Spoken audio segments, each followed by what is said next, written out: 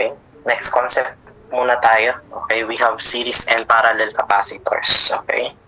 So, katulad lang rin yung itsura nito sa series resistors at saka parallel resistors. Okay? Kapag naka-series, so nasa isang linya siya. Okay? Kapag naka-parallel, so across. Okay? And ang pinagkaibahan lang nga nito is that yung kanilang total capacitance. Okay? So, magbabaliktad siya in formula. Okay? So, take note po kapag series yung ating capacitor, okay? So, yung total capacitance niyan is equal to what?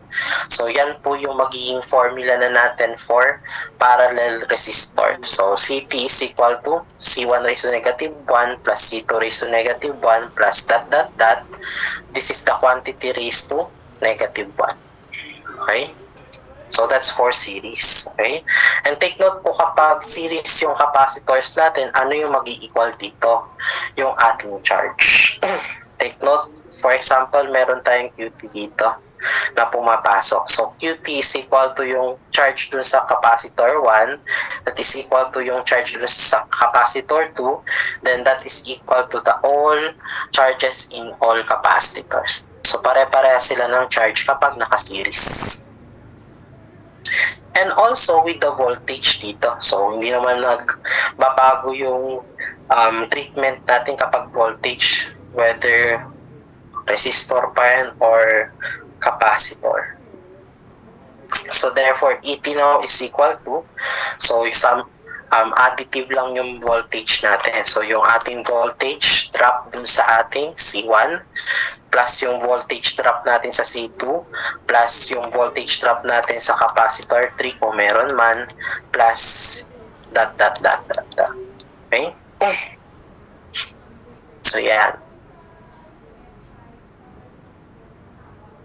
Okay?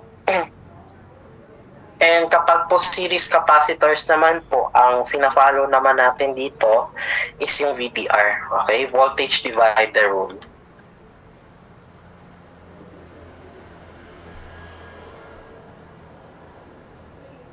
So, pero may kakaiba dito sa voltage divider rule ni capacitor. Okay? So, para siyang current divider. Okay, ng mga resistor. Okay, so therefore yung voltage dun or voltage drop natin dito sa capacitor 1, okay, let's call this as E sub 1. For example, so E sub 1 is equal to, okay, is equal to yung total voltage natin na pumapasok sa buong circuit natin. So, multiplied by what, okay? So, take note po, E sub 1 yung nandito, okay? So, anong kukunin natin capacitor? Capacitor 2, okay? Magbabaliktad sila, okay? All over summation ng ating mga capacitors. So, C1 plus C2. So, conversely po, kapag ito ay 2, so, dito naman sa loob ng right side natin, magiging 1. Okay?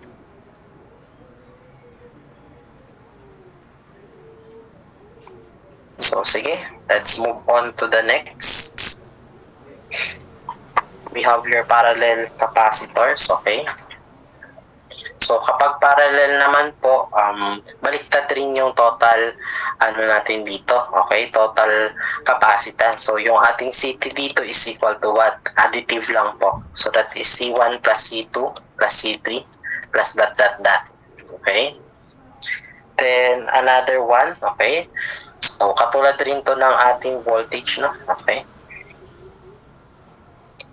So, sa mga resistor natin. So, ano mag-equal naman dito? Voltage. Okay? Yung voltage total natin is equal to what? Okay? Voltage ng capacitor 1 is equal to the voltage in your capacitor 2 is equal to the voltage in your capacitor 3 dot dot dot dot dot. Okay? Next naman po, yung ating charge. Okay? Charge naman po dito is equal to Q1 plus Q2 plus Q3. Meaning additive yung ating charges kapag parallel capacitors. Okay? So, ano naman po yung version ng divider rule natin dito sa parallel capacitors? So, para lang itong current divider. Okay, ang pinagkaibahan nga lang is that merong version rin si capacitors ng charge divider rule niya.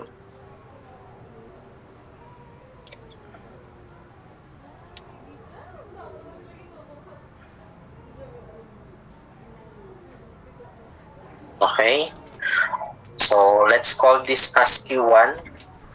We have Q2 and yung ating total QP. Okay, so therefore kukunin natin yung Q1. So Q1 is equal to what? That is equal to yung total charge natin multiplied by, take note, if this is 1, okay, baliktad lang sa capacitor lang natin, okay? So the same yung subscript, okay? So this is C sub 1, okay, all over sum ng dalawa. Okay? So unlike dito sa voltage divider rule ng capacitor natin, mag-iiba yung subscript, okay? Dito naman sa ating charge divider, parehas lang. Okay? Sige. Pakipicturan. Part 1. Then part 2.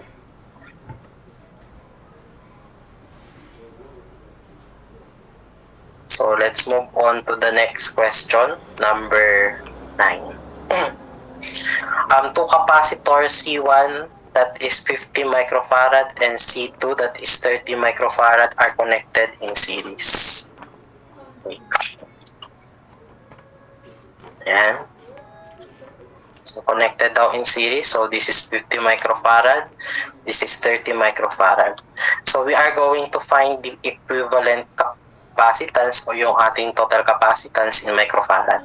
So take note po, naka-series ito. So para lang siyang formula ng parallel resistor. So this is C1 raised to negative 1 plus C2 raised to negative 1, the quantity raised to negative 1.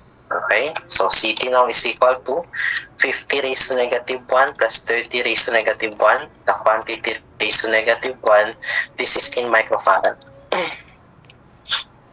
So 50 raised to negative 1 plus 30 raised to negative 1, the quantity raised to negative 1. Okay, so this is equal to 18.75 microfarad. Okay, that is letter B.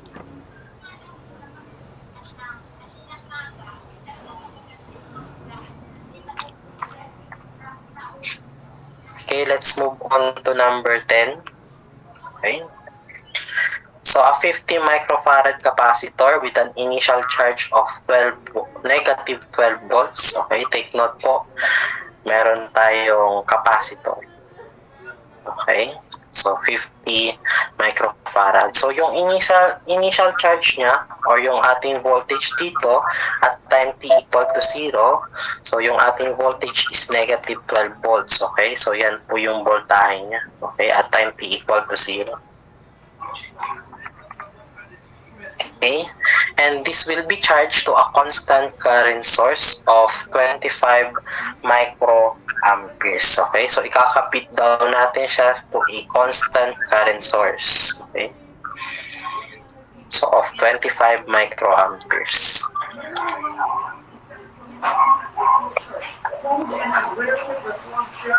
Ayan.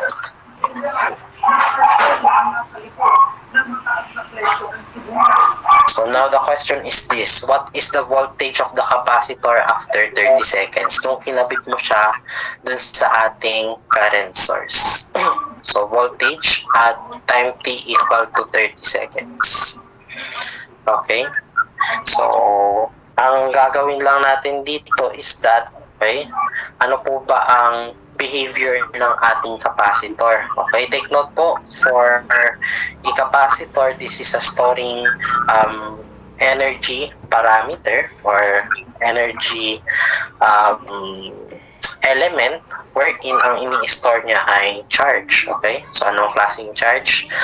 Voltage. Okay? So, take note po ano po ang ating transient analysis dito sa ating capacitor. Okay? So, for capacitor, yung current across your capacitor, let's call this as IC. Okay? IC is equal to what? That is equal to C times the derivative of the voltage across your capacitor with respect to time. Okay? So let us denote IC. So this is your current across your capacitor, or current in your capacitor. And we have your VC. This is your voltage across capacitor.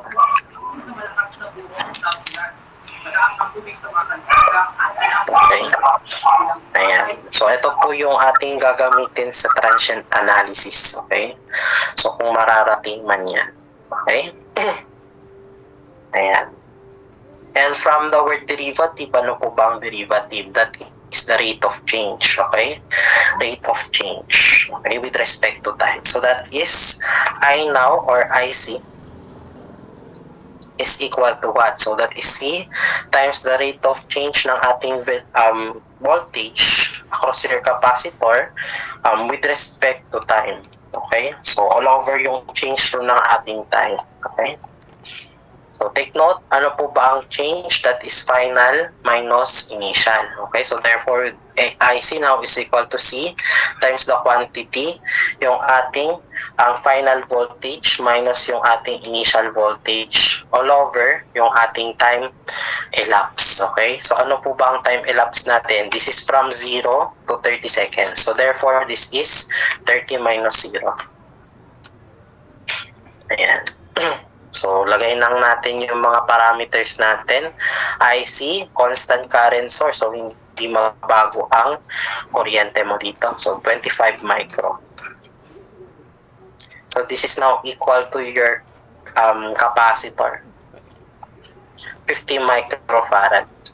So, 50 times 10 to the negative 6 multiplied by the voltage. Okay, ano po ba ang voltahe natin dito sa ating final voltage? So, yan yung hinahanap natin. Voltage at 30 seconds minus yung initial voltage natin at time t equal to 0. Okay, so this is VF minus 12 all over yung ating time, 30 seconds.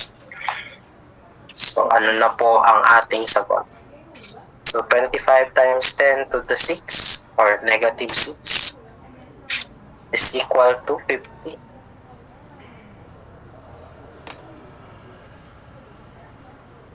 Times 10 to the negative 6 multiplied by x minus, so magiging plus 12 na ito all over 30. So, shift solve for x. So, therefore, yung ating final voltage dito is 3 volts. Okay? Take note, ano ang sign niya? Positive.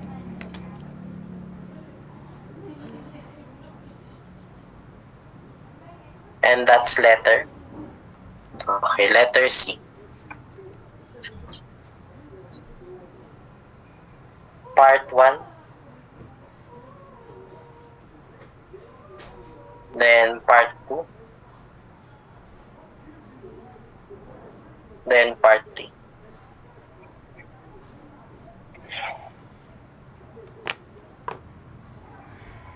Okay. Next, let's move on to number 11. An isolated capacitor, when we say isolated, so siya ay walang charge pa. Okay?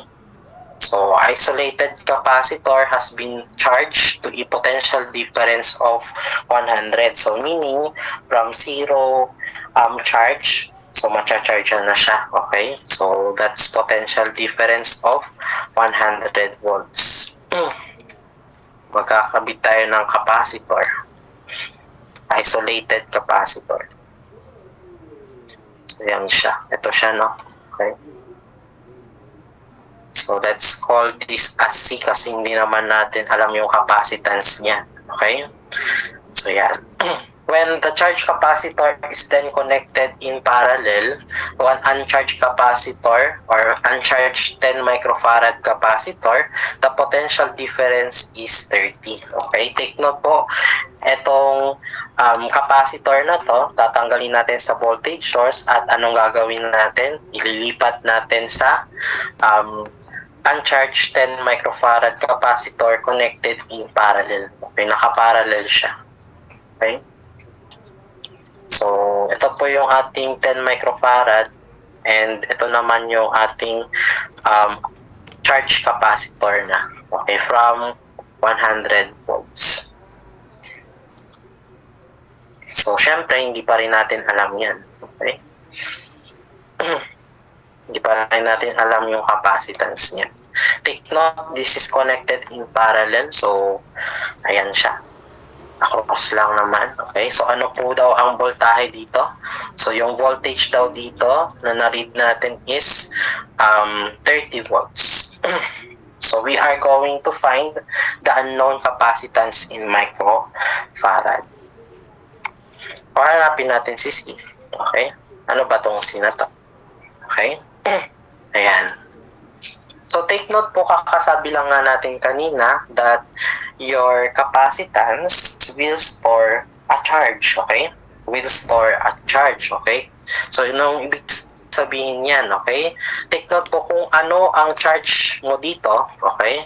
Kung ano yung charge mo dito, yan yung ma-i-distribute mo dun sa ating uncharged capacitor na 10 microfarad, okay? So, unahin natin yung ating first condition, charge natin ang ating C, okay? So, from your formula, C is equal to Q over E, okay? So, alam naman natin kung ano yung voltage natin dito, 100, okay? So, therefore, yung charge natin dito is CE, okay? So, therefore, this is equal to what, okay? So, this is C multiplied by yung voltage mo na dito, 100. So, therefore, this is Q now is equal to 100 multiplied by C. And this is equation 1.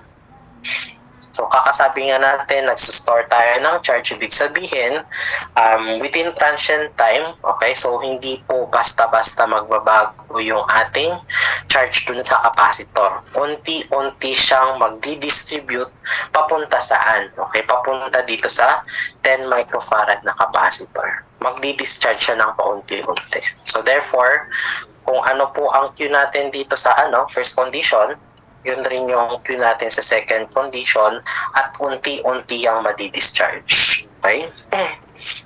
So, therefore, ano po ang QT natin dito? Okay? So, what can you say about the circuit? So, nakaparallel naman siya. So, kapag nakaparallel yung ating okay, circuit, okay? So, additive lang yung charge. So, ano pa ang alam natin dito? Okay?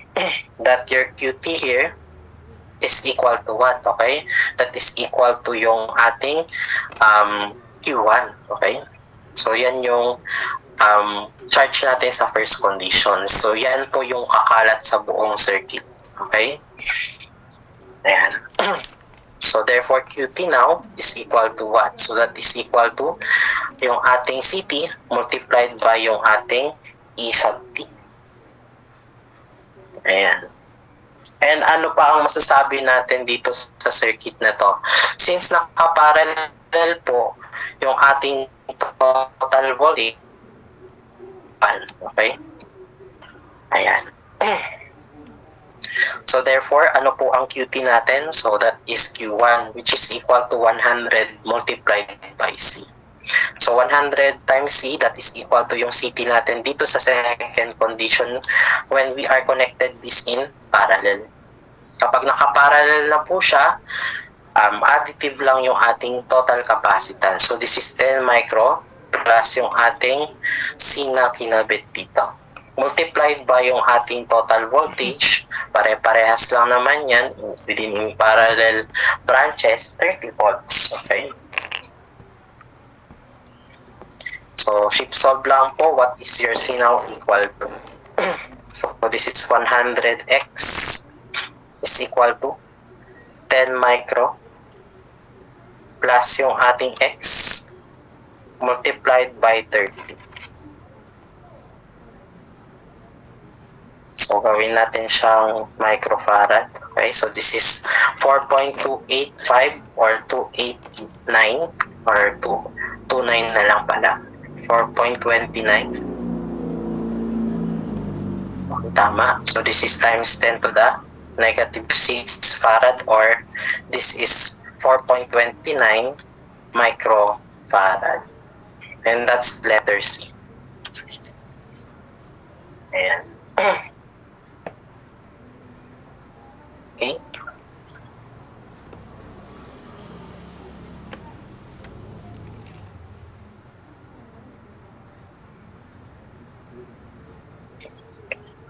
So let's move on to number 12. So an uncharged capacitor of 100 microfarad. So see natin 100 microfarad is charged to a constant current source of 1 milliampere. Okay, kung ito drawing natin yan, ito lang siya.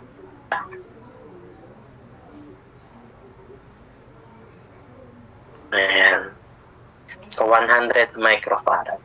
So determine the voltage across the capacitor after 4 seconds. So take note po, mag-iiba yung voltage natin dito. Okay, so when we say uncharged capacitor, yung voltahe natin dito is also equal to 0. So this is at time t equal to 0. Okay? So uncharged kasi siya. Okay, wala siyang na-store na charge. Okay, tsaka pa lang siya magkaka-charge nung kinabit na natin siya sa constant current source. So ano po ba ang behavior ng ating capacitor? Okay, take note, ang ating IC dito is equal to what? Okay, so this is equal to C, derivative of B, C with respect to time. Okay, so since constant naman yung ating current source, okay, so given na yan. So 1 times 10 to the negative 3 ampere is equal to yung ating 100 microfarad capacitor. Multiplied by, take note po, ano po ba ang derivative in terms of rate of change? That is C times yung ating change of B all over delta t. Okay, change in time. Okay, so hanapin po natin yung voltage after 4 seconds. So meaning yung final voltage natin. Okay, so that is equal to, so this is multiplied by Vf minus yung ating initial voltage, wala. Okay, all over yung ating time. Okay, ano po ang time natin? So this is from 0 to 4 seconds. Okay? Diyan po tumakbo yung oras. Okay? 4 minus 0. So ano po ang ating Vf?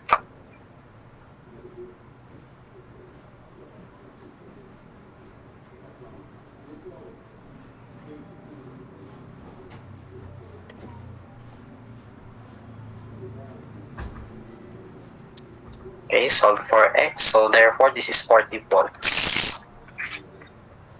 So, aakyat ng 40 volts yung ating voltage. So, part 1. Then, part 2.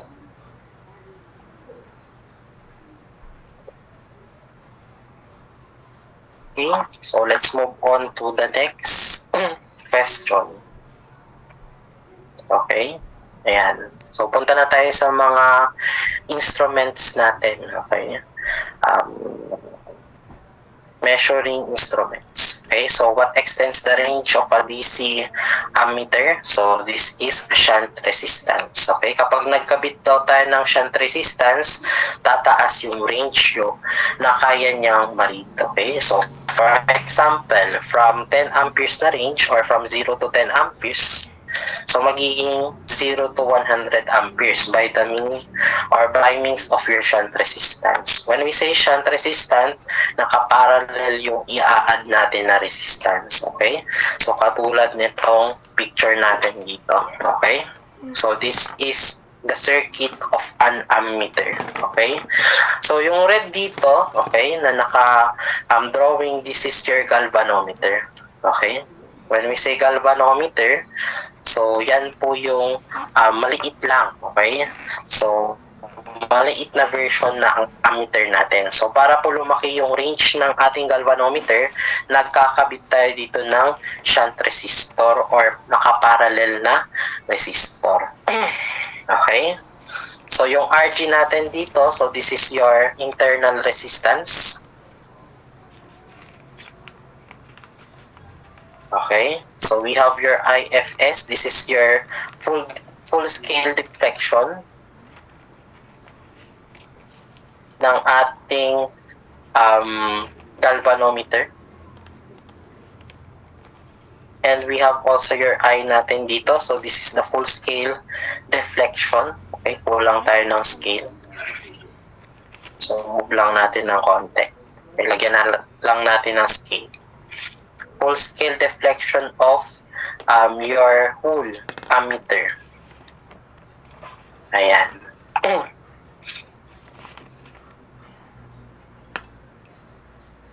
So, take note po, okay, since ang ginagawa natin dito is pinapataas natin yung range ng ating galvanometer, ang ginagawa lang natin dito is magkakaroon lang tayo ng multiplier. Okay, so meron tayong parameter na multiplier. Okay, so ano po ba ang multiplier natin? This is denoted as N. Ano po ba itong N na to? Okay, this is now equal to your full-scale deflection or full-scale deflection ng ammeter all over your ating full-scale deflection ng ating galvanometer. Okay, ayan. And yung ating multiplier, okay, so your N now is equal to RG plus yung ating RSH. Take note, ang RSH natin dito is yung ating shunt resistor. Okay, yan po yung ina-add natin na resistor in parallel. So, that is all over RSH. Okay. So, pwede rin tayo mag-current divider dito. Okay, so if we will take KCL at node X. So, let's say this is our node X. So, meron tayong kuryente dito. So we have I, we have also IFS, and we have also your ISH. Okay? So, ano po ba ang ginagawa niyan? Okay?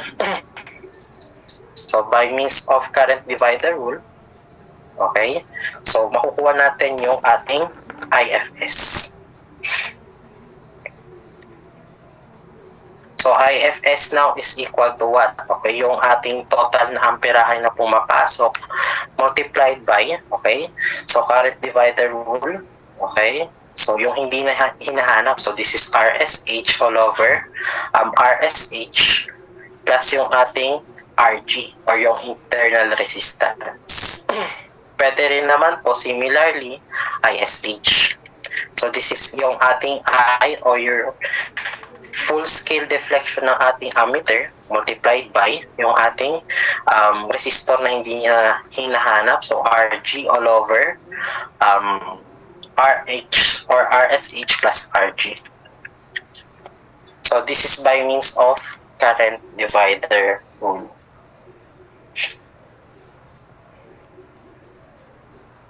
Ayan. So, let's move on to your problem, sample problems. So, sige, picturean muna natin to.